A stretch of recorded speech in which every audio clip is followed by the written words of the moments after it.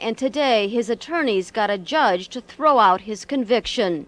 It's a gigantic victory, I think.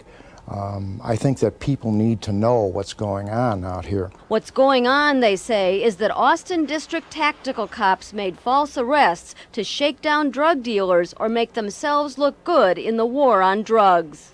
This war has gotten out of control. What has it done? Nothing but corrupt police and corrupt the entire justice system. Defense attorneys say arrest reports like Henry's are suspect because they all read the same. In this case, Officer Alex Ramos said he saw Henry make 3 narcotics buys, then drop some heroin.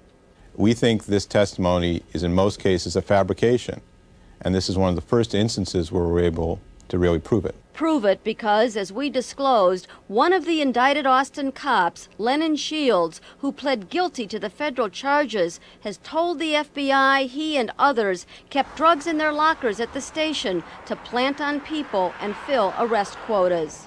In this affidavit filed in court today, Henry says that happened to him, that Shields told him, "You are our arrest for the day before we go in." "I did not possess any illegal drugs or sell any drugs on that day," Henry wrote. Officer Shields went to his car and took out drugs from a glove compartment and said, "These are going to be your drugs."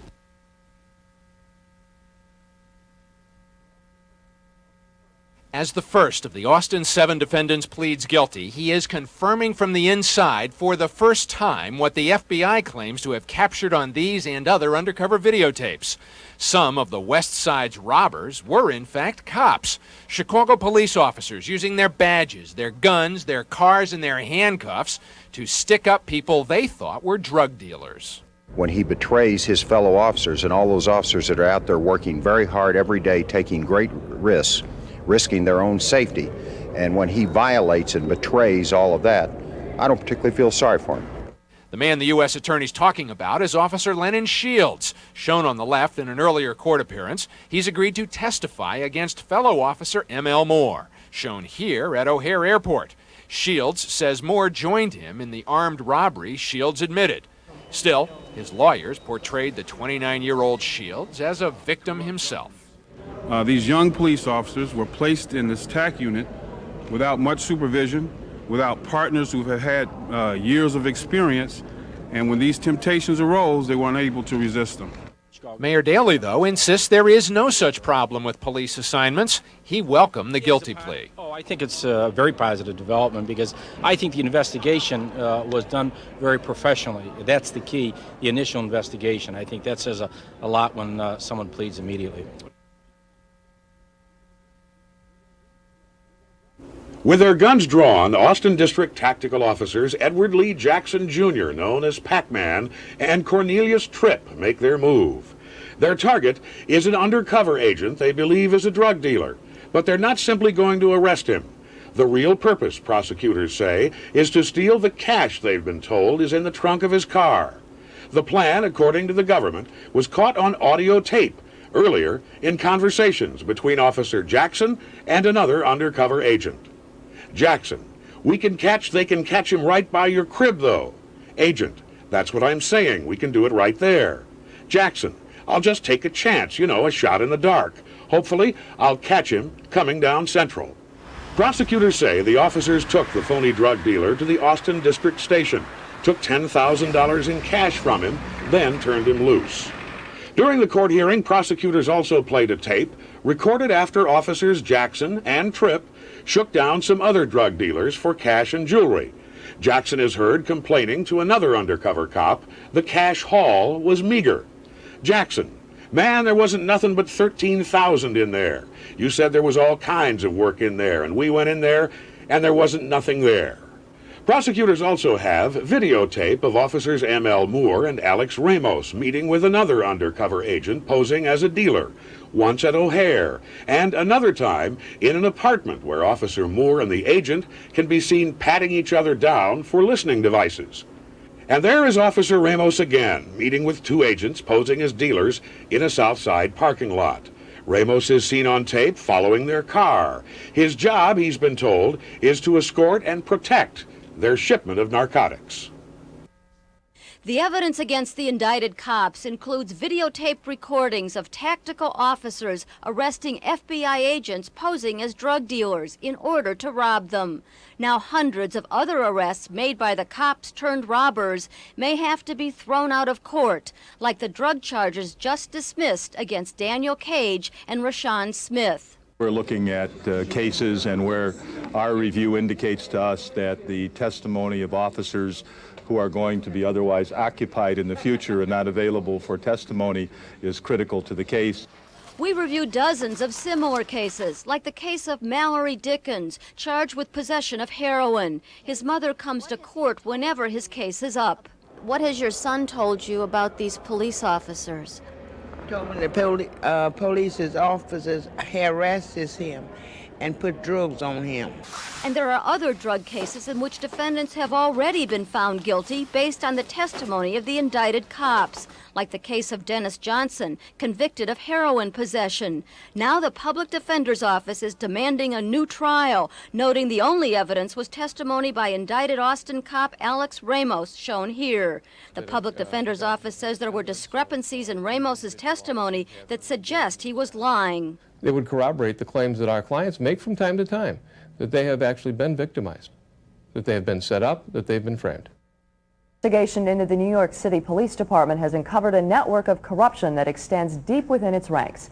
Jacqueline Adams reports on the recurring problem of New York City cops who tarnish their badges. Every 20 years since the turn of the century, New York City police have gone through a familiar cycle: corruption, scandal, arrests, reform. This time, after a 2-year study, civilian investigators were blunt. In the poorest, drug-riddled precincts, many of the criminals wore blue uniforms. They steal drugs and money for their own profit. They conduct unlawful searches for unlawful ends, use brutality to further their corrupt goals, and then commit perjury to cover their crimes. Mullen charged that senior officers ignored police corruption and that the Internal Affairs Division failed to follow up on thousands of corruption charges. Indeed, at hearings last fall, the most infamous rogue cops said they felt protected by a blue wall of silence. What would you steal? Money and drugs and guns, whatever was there. Why were these beatings done? To show who was in charge. We were in charge, the police. The Mullen Commission wants finally to break the cycle, recommending higher standards for recruits and more frequent changes in assignments. But the most controversial suggestion calls for a new civilian police commission with independent investigators. Now, when it comes to internal policing of their own brethren and sisterin, there's a problem. They need a prod. So far, though, New York's mayor and police chief have been cool to that idea, even though it might help restore the public's trust in the vast majority of cops whom investigators say are, in fact, honest. Jacqueline Adams, CBS News, New York. Topic A this morning, cops on the beat and on the take. More than 2 decades after Frank Serpico unmasked widespread corruption in the New York City Police Department, the NYPD is under the gun again. This time the Mullen Commission is investigating cops gone bad and a department that didn't police itself. It's not that difficult to take money and drugs from any drug dealer. You get a call, you get a description, you show up, he's standing on the corner. He's got drugs, he knows he's going to jail if you want. So instead of sending him to jail, you take his drugs and his money. It would be so high that they could not go to radio calls. They could not respond to radio calls. And what Mr. A told me was, in fact, there had been numerous stick-ups committed in the confines of the 75th Precinct, and that these stick-ups had been committed by police officers. Michael Armstrong was chief counsel to the Knapp Commission that investigated the Serpico allegations. He joined us this morning, along with Jerry Schmetterer, who covers criminal justice for the New York Daily News. Good morning and welcome. Let's talk about the star witness in this case, Michael Dowd. What is it about the system, Michael, that allowed for this man to make $4,000 a week in these illegal activities, amass 4 homes, drive these fancy cars, and virtually go unchallenged for so long a period of time? Well, I don't know what it was in the system. I mean, obviously there were some people who weren't doing their jobs, but whether that's a systemic problem or not, I don't know. I get people can do a lot in their private lives that doesn't show up on the job. The question, when we looked into it 20 years ago, the problem was systemic on the job, so that everybody knew that people were taking low levels of graft throughout the department. Now, as I understand it in the department, it isn't that way, and I think the hearings are showing that there are pockets of corruption and that there are people who do get away with things, but I'm not sure it's systemic in the way it used to be. Jerry, what is your fix on this? I mean, in the testimony yesterday, you continue to hear complaints that there's sort of this unwritten policy in the NYPD that would sort of encourage people not to get involved with these corruption investigations. Well, I think one of the problems is something that Mike mentioned. After the Knapp Commission hearings, everyone said, well, it was systemic, and we can handle that, and it won't be that way anymore.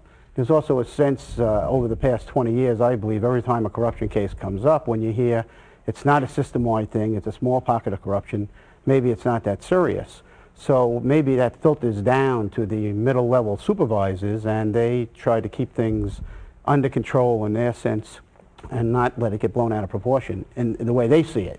And I think that's part of the problem. So who is really at fault here? Is it those mid-level managers who can't do the job they're supposed to do, or is it the cops who refuse to turn in their brothers and sisters on the street? It's both. I mean, if a police officer knows the law is being broken, he's supposed to report it. But also, and it's my sense that this is a case of maybe the middle-level bureaucracy, maybe a little higher than that, in a way setting policy that really shouldn't be. The police commissioner and the mayor and the city fathers don't want corruption in the police department. But when that gets out that people have to do the work, they have more control over the exposure of it than maybe we should have. Michael, how real is the fear among folks in the department that you're going to embarrass the department, that you're going to ruin careers in bringing forth these charges? I think people always tend to protect themselves, particularly professions. I mean, lawyers don't talk about lawyers. We don't discipline our lawyers as we should. Doctors, it's traditional. It's how tough it is to get a doctor to testify against another doctor, and with all due respect, your profession doesn't do as aggressive a job as it might, I would think, in investigating the faults of reporters. I mean, it's natural, I think, that people protect their own. But when it's cops, you've got to have a machinery that sees to it that they're forced to protect their own, and if they don't do it, there's somebody else who's got to oversee them and make sure they do. Do you have any faith that these hearings will in fact make some critical changes that will allow for people to do that kind of job? Well, I think they'll make some changes for the foreseeable future. I think the commissioner now, Ray Kelly, is going to be very vigilant. He's going to make sure the people under him are vigilant. But this has happened every 20 years, going back to when Teddy Roosevelt was a police commissioner in New York. And you know, the new generation is going to come in, and you know, a lot of the supervisors we're talking about were young police officers during the Knapp Commission hearings, and they grew up with, you know, this threat of another Knapp Commission over them, and they're gone now. Some are most are retired. You know, there are not that many around, so the generations change, and probably see this again in 10, 12 years. Just quickly in closing, how widespread of a problem do you think this is across the country? The country, I have no idea, but New York certainly has its unique problems because of the size of the department. I mean, it's several times the size of any other department in the country. So I think that you're not going to find the same kinds of problems in smaller departments. All right, Michael Armstrong, Jerry Schmetterer, thank you both for joining us this morning. We appreciate it. Florida and elsewhere, there's a lot of talk today about Miami Vice. No, not the TV police show. Instead, what's going on inside the real-life Miami Police Department. The latest allegations, Bill Whitaker reports, go beyond cocaine and cops to charges now of first-degree murder. An early morning sweep by the Dade County Police Department. 4 Miami policemen were arrested, 3 charged with murder, all charged with armed trafficking in cocaine. The arrests stem from the drowning of 3 alleged cocaine dealers in the Miami River last July. As a statement to the community, we can just say that we are trying to clean our own house. They weren't the only Miami police arrested this week. Bond hearings were held today for 2 officers charged with stealing 150 pounds of cocaine from the scene of a drug bust. One had been suspended earlier for refusing to take a drug test after leading fellow officers on a high-speed chase in this Porsche. Officials say some police are being corrupted by the quick money to be made from Florida's billion-dollar drug industry. It's one of the most unfortunate ripples from the drug trade when you have... The Miami Police Department is being investigated by federal, state, and local law enforcement agencies. Already, 11 officers have been arrested or relieved of duty this year. But some police officials say the corruption is not widespread. The majority of the police department are upright police officers that are professionals. We are being affected by this problem the same as the citizens are. Police on the beat say the corruption investigations will benefit the department. We'll weed out those that aren't doing the job properly. We'll take care of our own house. More arrests are expected in the drowning deaths of the 3 alleged drug dealers, and other investigations will continue in what is shaping up to be the biggest police corruption scandal in Miami's history. Bill Whitaker, CBS News, Miami. CBS News reporter Bill Whitaker looks tonight at how the drug culture and its cash can drag down a whole city's quality of life and begin to bleed it dry. After years of fighting a war on drugs, some Miamians fear they're losing. Drugs and drug money are more powerful than city fathers ever imagined, enticing teenagers to turn their backs on minimum wage jobs and police to break the law. We have virtually every segment of our community contaminated in some way with the drug influence. For example, 7 police officers are on trial for a cocaine ripoff that left 3 drug dealers drowned in the Miami River. The police themselves have been plagued by a series of thefts. Last year, $150,000 was stolen from a police department vault.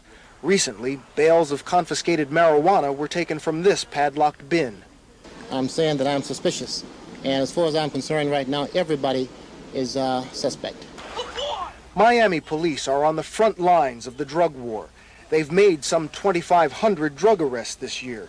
But the huge sums of illegal drug money are subverting a growing number of the city's finest. 11 officers have been arrested on drug charges in the last year, and a federal probe of police corruption threatens to push that number even higher. It really makes us wonder what's going on. If the police are in it, then who's out of it? That's a question that has many people here worried. On some city streets, the underground drug economy is out in the open, competing with legitimate employers.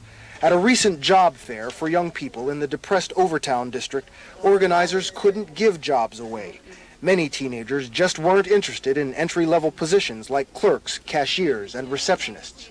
Drug dealers pay youngsters big bucks to work as lookouts. So it wouldn't be likely for me to go for a job interview at $3.35 an hour when I could stand out here and make from $150 on up to, say, $1,000. Many in Miami, from police on the beat to children on the street, are becoming dependent on the high wages of drug trafficking. It's proving to be a hard habit for the city to kick. Bill Whitaker, CBS News, Miami.